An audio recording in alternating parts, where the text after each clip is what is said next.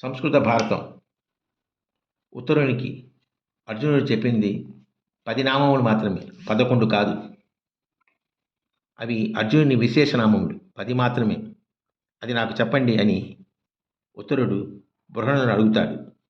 అర్జున, పల్గుణ, కిరీటి, శ్వేతవాహన, బీభత్స, విజయ, ధనంజయ, సవ్యసాచి, జిష్ణ, కృష్ణ అని 10 తనకు మాత్రమే తప్ప ఇంకా ఎవ్వరిని పిలవని 10 విశేషనామాలు అని శ్లోకంలో ఉంది. కానీ మన తిక్కన గారు ఎక్స్ట్రా పార్థ అనే పేరు కలిపి 11 అని రాశారు. అది తప్పు.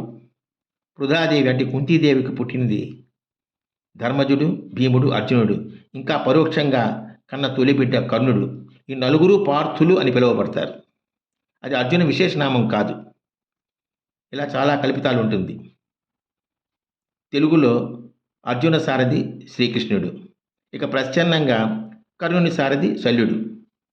దీనిని బట్టి అర్జునుడు, కర్ణుడు ఇద్దరు పార్థులే కనుక ఇద్దరు కురుక్షేత్రంలో పార్థసారథులు అవుతారు. కానీ శ్రీకృష్ణుడు విజయ సారథి, శల్యుడు వెన్నుపోటు సారథి. నిజంగా సంస్కృతంలో ఉన్న శ్లోకం మీకు వివరిస్తాను. అర్జున పల్గునో జిష్ణు కిరీటి శ్వేతవాహ బీభత్సుర్విజయో కృష్ణ సవ్యసాచి ధనంజయ. ఇందులో నలని దేహం వల్ల పాండురాజు నాకు పెట్టిన పేరు కృష్ణ అని అంటాడు. ఇది అసలు సంస్కృతంలో ఉన్న 10 నామాలు, 11 మాత్రం కాదు.